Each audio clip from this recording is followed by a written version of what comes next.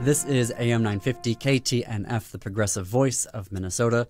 You're listening to or watching on YouTube The Gailey Show. I'm your host, JP Darbagosian. We celebrate LGBTQ culture in Minnesota and beyond, or to put it another way, do you want to read, watch, or go to something queer this week? Well, that's why we're here. Today, Greg Wrenn joins me to talk about his new book, Mothership, a memoir of wonder and crisis. It drops in just 1 week. Plus, we've got some comedy for you. Jeff Hiller is going to be at the Parkway Theater in Minneapolis on March 29th. And joining me now is Greg Wrenn, author of the new book, Memoir, Mothership, a memoir of wonder and crisis. It drops next week. You can pre-order it now, which we all hope that you will. And I'm pretty sure that you're going to after this conversation with Greg. So, Greg, hello. Welcome to The Gailey Show. Oh, JP, it's an honor to be here on The Gailey Show. I just like saying The Gailey Show. So do we. Just like the name a lot. It was a late night, like Saturday night. We were thinking about like what are we going to name the show, and we were thinking about it for weeks and weeks and weeks. And like 11 o'clock on a Saturday night, I went, "Oh, The Gailey Show," and here we are. But that is as much as I want to talk about The Gailey Show and myself. What I really want to talk about with you is your new book. So, Mothership, that works on multiple levels in the book, and so you're weaving together personal life and what's happening to the planet around climate change. So can you take us through what your book is about and that kind of play on Mothership and how it's working on those two levels? Sure. So the book is about how I turned to endangered coral reefs and ayahuasca, which, if you don't know, is a psychedelic rainforest tea from the Amazon. It's about how I turned to those two things to heal from complex PTSD. I guess a less technical way to say it is it helped save my life. And it awakened my ecological conscience. It taught me to care about our planet, about the mothership that we're all on right now, that we're riding through space on as we speak. 93 million miles away from the sun, 4.2 light years from the nearest other star system. Here we are just floating in space on this miraculous planet that's full of life, that has liquid oceans. So Mothership is, it's a metaphor for the Earth itself, but it's also in that word mothership is the word mother. And so the book is about how I healed from pretty difficult circumstances growing up. I suffered abuse until I was about 17 at the hands of my mom. And so, for me, Mother Earth and my biological mother kind of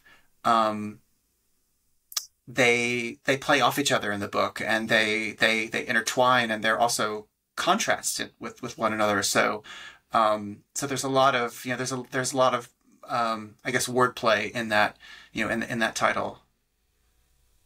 Yeah, and if I can start with the ecological side of that, because they are really intertwined, I feel, in a really beautiful and compelling way, and I think made me think about climate change, what's happening to the planet, in a much more personal way. And maybe that's because, as two, queer men, it was operating right on that level. But you start the book about teaching a class.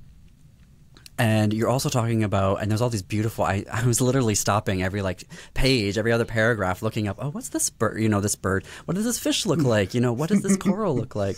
But you do a lot of infusing not just ecological principles, it sounds like, but also your own experiences of diving and snorkeling and deep sea diving around the corals itself. So can you tell us a little bit about that and what you've been seeing?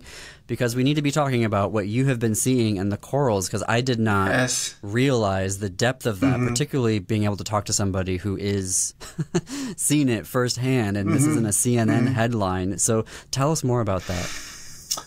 Yeah, so coral reefs, unfortunately, may be the first ecosystem that human beings cause to go extinct, and that could happen within the next 10 to 30 years.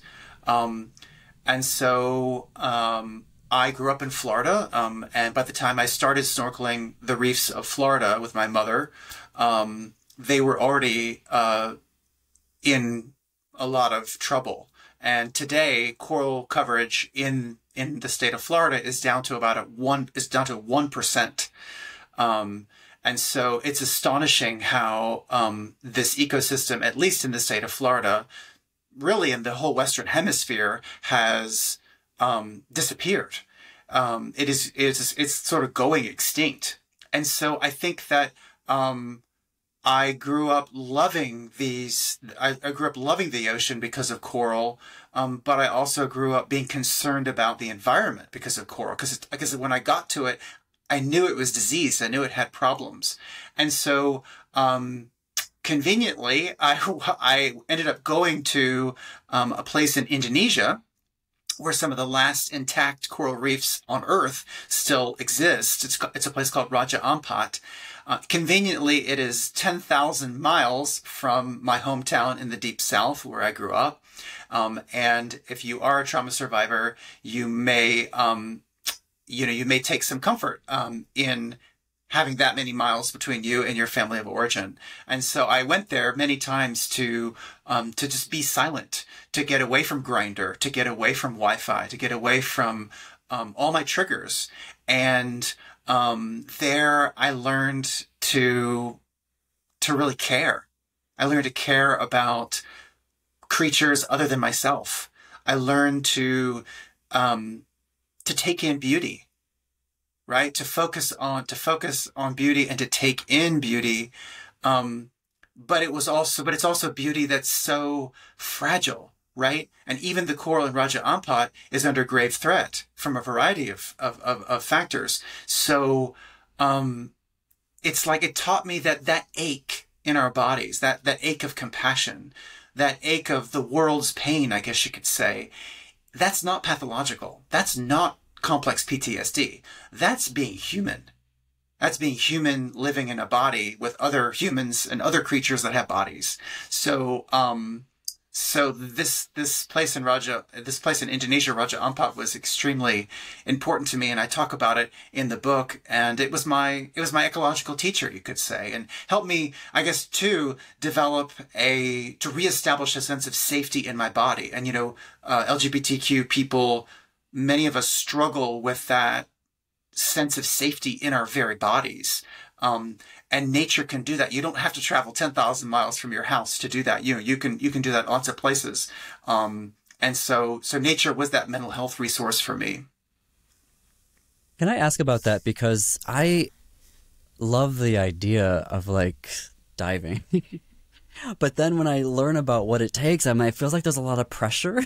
And it feels like there's a lot of like, I don't know if I'd get claustrophobic or not. So talk to me about that process of, you're talking about feeling safe in your body. What was it about the diving that was doing that for you? Well, because I didn't have to walk. I was floating. And so I was floating, and I could, in a sense, forget my body, right? Astronauts train in huge swimming pools to simulate zero G. And so it was a way for me to forget my traumatized body, to be floating in the ocean, kind of almost baptizing myself, rebaptizing myself on my own terms. I love that. Mm-hmm. I'm really glad I asked that question. Mm-hmm. I'm glad you did too. But it is dangerous. But it can be very dangerous. I mean, it is. And now that I'm married, I'm loath to really go back into the water, with a tank, to go 100 feet under the surface of the ocean, because accidents do happen. There are dangerous things that can happen. But at the time, I didn't care. I don't think. I think I didn't value my life as much as I do now. And so in a way, I liked the thrill of that. I liked the riskiness of that. So it's complicated, JP. It's very complicated. It is. Well, everything about trauma is complicated, and I really appreciated from how you were unpacking complex PTSD throughout the book, because I think a lot of people will recognize, I think, PTSD, and they'll ascribe that to certain symptoms and to certain populations, primarily like veterans. And, you know, I think people do a lot of talk about trauma, but not really kind of diving into what it means. And so how would you explain to folks the experience of complex PTSD and how it can manifest for folks? And I know that please don't speak for like the entire, or don't feel like you have to speak for everybody, right? That's dealing with it. But for someone who may be like, well, wait a minute, what is CPTSD? Can you share a little bit more about that? Absolutely. So this is very important. And this was a diagnosis that came to me fairly late in my, shall we say, healing journey. I mean, I've been in therapy for a long time, but this was a diagnosis that came later for me. And so complex PTSD, so you could say classic PTSD, you mentioned veterans. So you might experience an explosion on the battlefield, or you might, or even a civilian might experience a terrible car crash. And that's a single incident, which isn't to at all, you know, minimize the hurt and the trauma that comes from that single event. But complex PTSD is multiple events. It's multiple interpersonal events. Interpersonal, meaning it's your caregiver who is repeatedly abusing you, and you can't escape. And so that is, so it's interpersonal, and it happens many, many times over a long period of time. It's also known as, you could call it complex trauma, you could call it developmental trauma, relational trauma, but it's interpersonal. And so a veteran who has experienced a terrible explosion on the battlefield, when they hear a car making a loud noise on the street, they might have a flashback. So my trigger was not an explosion. My trigger was bonding. Just bonding with someone could be very panic inducing for me. And it is a disorder of trust, because you learn to distrust the very act of bonding, because your benchmark for love is so messed up, is so messed up. And in my case, it was my mom. And I guess you could say one way to tie, just, you know, maybe even anticipating a question you might have, but it seems important for me to note, it's kind of like, if you can't trust your caregiver to take care of you, then how can you trust humanity to take care of the planet? And that's a huge aha for me that's at the center of this book. And so that's how I kind of connect the personal and the ecological, the autobiographical and the environmental in the book. And so learning to trust again, learning to love again, learning to care for the earth, learning that it's not all going to hell in a handbasket, that we can make interventions, even if we can't change our childhood. There are so many powerful interventions that as LGBTQ people we can undertake, and so there's hope, but there's also a lot of work to be done. There is. So we are going to continue this conversation on our podcast and through our YouTube channel. So folks, after the show here on AM 950, you can go find us, The Gailey Show, on your favorite podcast app or on our YouTube channel. Greg, thank you for being with us here today. My pleasure. Great to be here. Okay, that's a weird transition because we're going to keep on going now. So this part I'll cut out. So tell me more then about that connection that you're making between parental bonding and then the sort of planetary bonding. Like unpack, because you weave those together so beautifully. And by the end of the book, I thought, is it even possible to pull those two things apart? Like, though, that is kind of, for me, as I've been reading the book, kind of the construct now that's kind of in my brain about how to be approaching responding to climate change, and also that feeling of, and it can feel that way when you're reading all the headlines and you're just inundated with them, and of how where things are going, right, with climate change, but also this feeling of no one's going to do anything about it, and we're always being told, oh, we can't do that because of this party, or we can't do that because of this business, or we can't do that, we can't do that, we can't do that. And so talk us through a little bit more, if you don't mind, that kind of, is it an inextricable link between the two of parental bonding and planetary bonding? I think for me, I've come to realize that those are maybe one and the same. Maybe in my most enlightened, open-hearted moments, they're the same. And so what I mean by that is, what is compassion? Compassion, my teachers have taught me, is the quivering of the heart in response to suffering. But it's not. It's a quivering in the heart that is a response to suffering. It's a quivering in the heart in response to suffering, and you do something.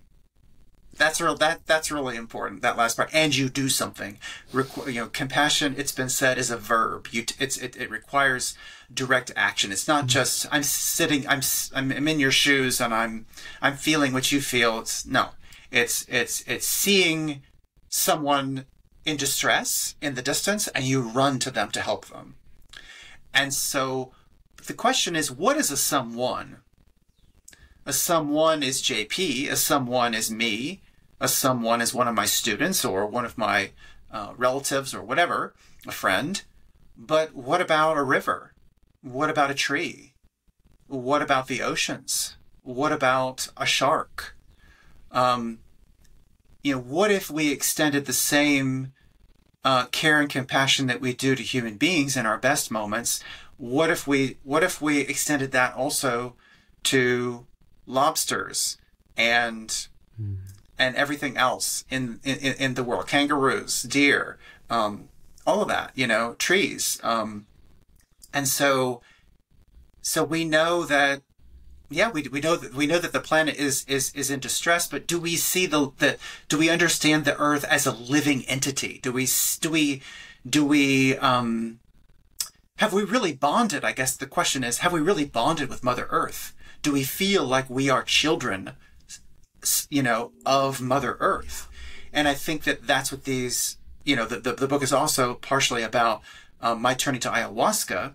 And so working with ayahuasca in the Amazon rainforest, I began to feel that the earth was my mother and that the rainforest was my mother. Not like my mother as in it was my mother from childhood, but like my ultimate supreme mother. And so when you feel that you're a child of the earth, then you're not going to do the stupid stuff that you used to maybe do to the earth. Maybe you make better choices, and maybe you recognize that everyone around you is trying their best, and you can extend more compassion to them too, because they too are children of the earth. And so we're all in this together. That's, it all comes down to all these cliches, but that are as true as anything, as real as rocks, to say we're one. We're one, and to know that we're all one means we don't hurt ourselves. We don't hurt other people, and we want to work to restore the balance of the earth, to restore ecological balance. We have to remember that eco, that prefix, comes from the Greek word oikos, which, yes, it's a yogurt, but it literally means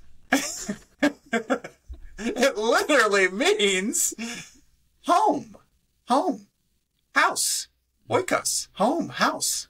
And so to be ecologically minded means you care about your planet. And you don't just care about the coral reefs and the forest, but you care about those who don't have a voice. You care about those who are struggling, who under the oppressive, machinery of the world. You care about everything, and you help where you can help. And so that I think is, yes, nature has helped me heal from complex PTSD because I have a new mother now, right? My internalized model for a mom in the past was really messed up, as you might imagine, especially if you read my book. But now, because of the incredible medicine that ayahuasca is, and how it works directly on the brain, and it works directly on the attachment centers of the brain, now I have a totally different mother who's internalized inside of me, and she loves me, and she's not going to hurt me, and but it's not all about me either. It's all of us. Like we came from her. We're of the earth. I mean, you're made of the earth. I'm made of the earth. And there's no difference really between, like, we really need to think about this difference between humanity and the environment. It's all the same. Culture and the environment, it's all the same. We're creatures. We're primates, largely hairless primates. And so here we are, just boogieing. I want to get to the ayahuasca, but something that before that, because you're talking about when you were you were, I believe, in the Amazon, and you were on a canoe. I think it was after your first trip to yes, and I had heard about and I'm blanking on the name of it, the Japanese perspective on going out and walking in the woods, forest bathing. How that can forest bathing. Thank you. But you were telling us about breathing forest air, and what's in the air is beneficial to us. And I had never heard that before, about how literally there's the science of what you're breathing in, what you're exposed to when you're in a forest can be so healing. So it's not just about walking in that space and being next to and being a part of it, but literally the air that you're breathing is healing for you. That was wild to me. Wild to learn that. It is. It's so exciting, and it really raises the stakes on air quality, right? And where are you? What are you surrounding yourself with? What substances? What pollutants, metaphorical or literal, are you surrounding yourself with? And so, yes, I mean, you're breathing in the Amazon. You're breathing in all of the spores, all of the bacteria. A giant otter coughs somewhere in the Amazon, and its bacteria are floating on the floating in the air, and you're all the pollen, all of it. It's just there, and so you're breathing it in, and it becomes part of you, and some of it actually goes through the blood-brain barrier directly into your brain, and so it's wilderness is important, and we need to protect it, not only because it houses so many medicines that are important, but because so many people live there. So many indigenous communities live there, and have been subjected to terrible, abominable conditions for centuries. And so we can't be extracting these medicines from the rainforest without thinking about their livelihoods, their well-being, and also, yes, there's so much promise that comes from psychedelic science, but the indigenous people of the Amazon have known these things for millennia, so we have to think about, reciprocity. And that's another thing that, Mother Earth teaches us, is reciprocity. You don't take more than you give. And that's a high bar for humanity, because we do like to take more than we give. We have that extraction mindset, and that extraction mindset can be on Grindr. That extraction mindset can be in an oil company. That extraction mindset can be in an abusive family structure. There are lots of ways to have an extraction mindset, but in the long term, that doesn't work. You destroy your oikos, you destroy your home. And that's pure insanity. Throughout the book, you talk a lot about wanting a factory reset for your brain as you're thinking through how you're going to heal from this trauma diagnosis that you ultimately get, right? And then you turn to ayahuasca that kind of does provide the factory reset in terms of like, and I'm not going to describe it as well as you can, but my understanding of like create new neurons and new connections, right, in the neuroplasticity and encouraging that. So walk us through, if you don't mind. We have a few minutes here to talk about turning to ayahuasca, finding that, and then the impacts that it had for you. I'm so glad you brought that up, because this is something that, LGBTQ people in this country, on this planet, are especially, we're especially vulnerable, and we're especially vulnerable to, to mental illness, and we have experienced the trauma of just being in the world that we were born into, a lot of us. And so that desire for a factory reset, that desire for a do-over, a clean slate, where all the homophobic conditioning of the past is wiped away, that is a kind of hope, right? A kind of, at least for a lot of us, I think, for me, a kind of yearning. And now psychedelics can't give you a completely clean slate. But what they can do, which is so exciting, is they can make your brain so much more malleable, so much more coachable.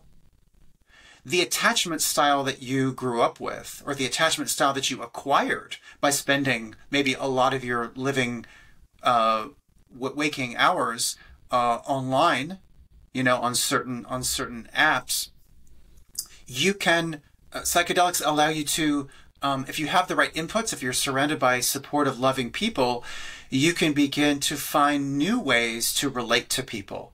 That doesn't involve screens. That doesn't involve, sending someone a picture at 3 a.m. That you don't know, right? There's so many. I think we need to learn, especially as queer folks, that we need to learn to be in person again. And so these medicines enabled me to learn how to have a conversation again, how to be a good friend again, and how to stand tall, and with self-love and with humility. Like, that is something that these medicines have enabled me to do, but it takes work. And so that kind of factory reset you're talking about, it's like that. There's the metaphor of sort of shaking the snow globe of the mind, so that all those deeply ingrained patterns and addictions and compulsions and thought patterns, they get covered over with snow, and then you get to ski down the mountain in a different way. You're in Minnesota, so I can all about snow. So and you get to snow down the mountain in a different way, and that's really exciting. And so we have options. And this is why as we kind of come to the end here, this is why it's important, I think, especially as a gay man who's also a trauma survivor, and I know so many of your listeners can maybe relate to that. These medicines offer so much hope, and this is why part of my mission is to really support and call for the legalization of psychedelic assisted psychotherapy in this country, because people need access to these medicines. We all know someone or multiple people who've taken their lives, and they didn't have to take their lives because there are these medicines available, and talk therapy didn't work for me. Zoloft, Celexa, Prozac, that didn't work for me, but these medicines did. And so I think they should at least be available to folks to try, and I think some lives would be saved. I really do. I think some lives would be saved. I know they would be. All I knew about ayahuasca was a Chelsea Handler special. So it was really, I really appreciated how you were able to detail your experiences. And I'm also really impressed of the level of detail you were able to remember while on ayahuasca and all these different, I was like, Lots of notes. Remembering all of this. Lots of notes. Lots of. You know what worked? I tell you, I used my phone. I used my voice memo, and so I would be sometimes. Folks, listen. I know it's true. I would be on the toilet at 3 a.m. in the jungle after a ceremony, not feeling so great, and I would be talking to my phone, and I would be leaving myself, voice memos to record what had happened. And so that's part of the level of detail. Yeah, that's part of where that came from, is I was very meticulous about recording after each ceremony because I knew it was important. I didn't necessarily know it was going to go in the book, but I just knew it was important and I had to record it because I was saving my life. I went there as a psychiatric patient. I didn't go there as a tourist. And I wasn't blind to the realities of cultural appropriation, but I also was absolutely desperate, and was on the verge of ending my life. And so, so the stakes were high, and I took notes, just like my great grandfather. He was a medical school professor, and I think he would have done the same thing, taking little notes. So it's probably ancestral in some way. I love that. I love that. There's so much more I want to ask you about, particularly this idea around technology and how technology allows for the connection of queer people who are this massive diaspora, but then also how technology has had a negative impact on the community and sort of atomized us in this weird way. There's other things. I also want to ask you how ayahuasca works with people who have epilepsy. Speaking for a friend. Epilepsy. I don't know. I don't know.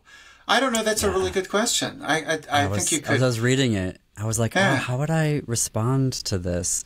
Because there's research about how like street weed works well for people on epilepsy, but it hasn't for me. So I was like, I wonder how ayahuasca no, because having lived with what I appreciate about how you're talking about CPTSD, like my own diagnosis was unspecified trauma disorder, which is very confusing for folks because you want to be able to point to the tornado, you want to point to the the bombing and what you experienced, and to be talking about all of these. And it was very confusing for me to kind of unpack it with the diagnosis of like, wait a minute, it's literally all these little things that just build up over time that result in these reactions that you're having that you don't understand why you're having these reactions, and even understand them as, oh no, this isn't just your quote unquote run-of-the-mill depressive disorder or your quote-unquote run-of-the-mill anxiety episode. Like this is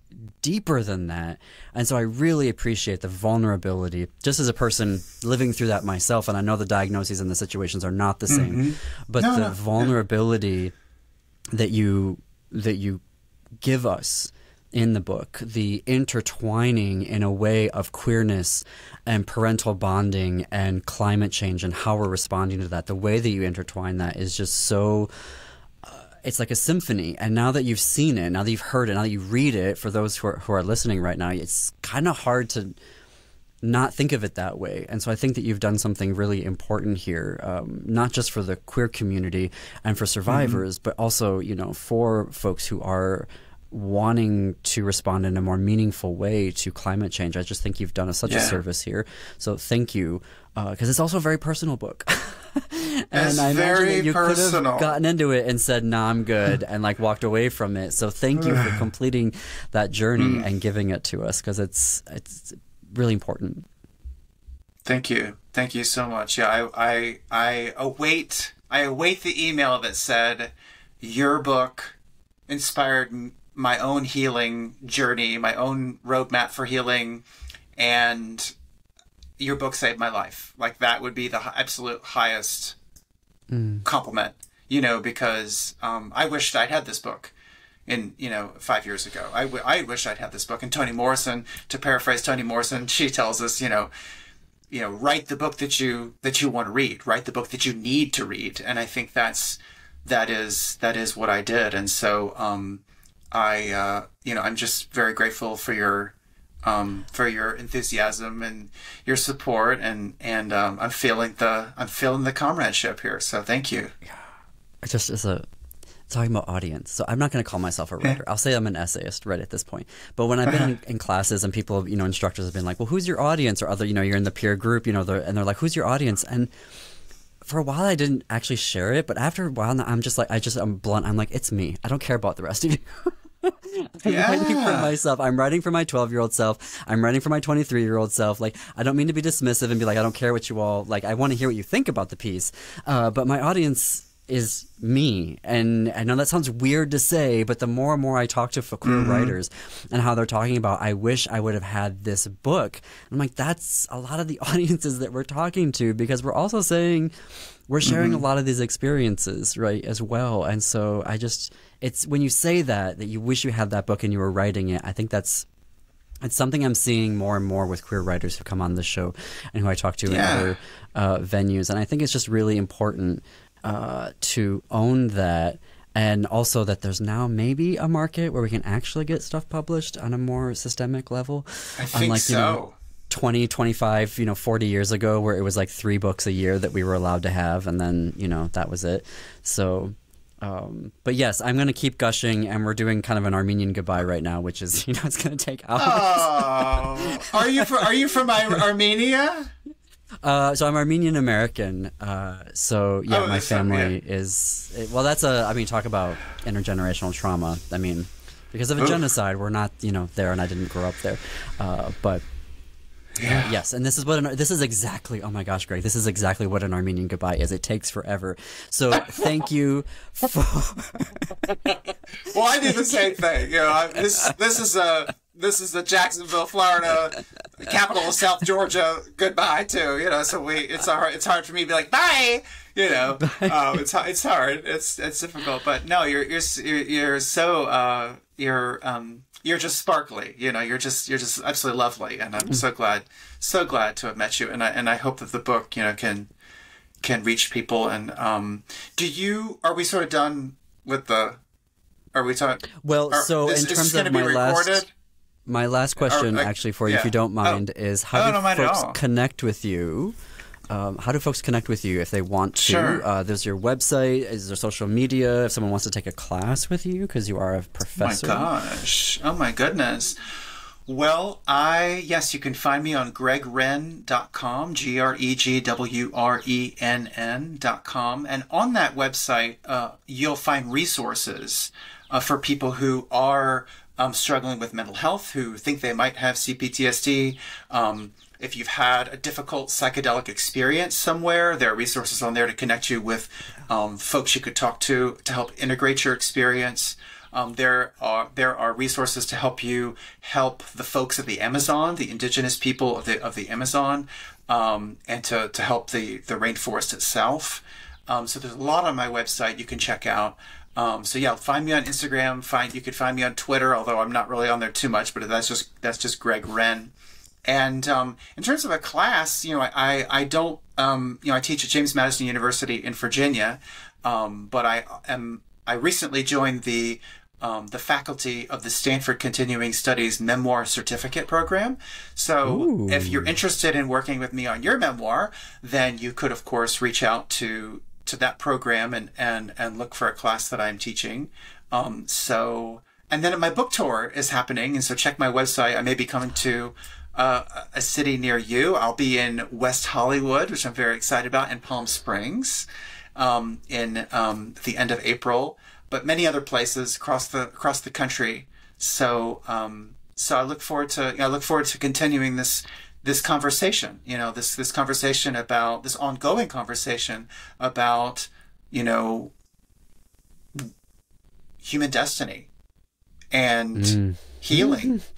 And and I think as queer people, we have a special understanding of what it means to be wounded, but we also are very creative, and we're very savvy, and we always have been, and we always will. And so we can find a way to resist. We can find a way to build something even better together. Allies and queer folks alike. So I look forward to moving forward with everyone and meeting people. Yeah. If you are coming to Minnesota, then you have to let us know. I want to talk to you more, so I may be reaching out myself to have you back on the show to talk more about your book and writing in general. So thank you very much, Greg, for being here with us today. It is truly my pleasure. Thank you. Thank you for creating this space for our community. Mothership, a memoir of wonder and crisis, drops March 26th. You can pre-order it now at our bookstore, powered by bookshop.org. Go to bookshop.org/thisqueerbook. Okay, we've got some comedy for you. Coming to the Parkway Theater in Minneapolis on March 29th is Jeff Hiller. Jeff stars in one of the best comedies of the past few years, Somebody Somewhere, on HBO. Jeff will be performing Middle-Aged Ingenue, which is about his life and love, and another thing I don't think I can say on the radio. The show came from Jeff's time doing press for Somebody Somewhere. He found that the idea of a gay character going to church in the show was a non-starter for a lot of people. So he decided to write a show that was very, very funny, dealing with growing up religious while also being super, super gay. Fun fact, Jeff used to perform improv for free in the basement of a grocery store and did it for 25 years. Obviously, as it's a live performance, there aren't any clips that I could watch or a trailer, but Rebecca Kaplan reviewed it for Broadway World, and she was a fan. The Parkway Theater did post a low ticket alert notice on their Instagram account, so it's best to head over to their website as soon as possible. It's theparkwaytheater.com. Okay, Tig Notaro. I have been waiting for a new special from Tig, or really anything, for a long time now because I'm such a huge fan of Tig's work. I really enjoyed her television series One Mississippi on Amazon Prime and was really bummed that we only got 2 seasons of it, which is like so much of queer TV, right? We only get 1 to 3 seasons of something and then it's over. Anyhow, speaking of Amazon Prime, Tig's new comedy special is called Hello Again. I've only seen preview clips from Amazon, but it looks like Tig shares hallucinatory text messages, epic fails with Hollywood elites, and if I'm remembering correctly, there is a running joke about firemen in other comedy specials by Tig, and that continues again here in Hello Again. Tig Notaro, Hello Again, March 26th, Amazon Prime. Well, that's our show for today. Thanks everyone for listening and or watching. Our podcasts are executive produced by Jim Pounds, creative and accounting support provided by Gordy Erickson, production, distribution, and marketing support provided by Brett Johnson, Chad Larson, Laura Hedlund, and Jennifer Ogren from AM 950. And until our next episode next Saturday, see you queers and allies in the bookstores.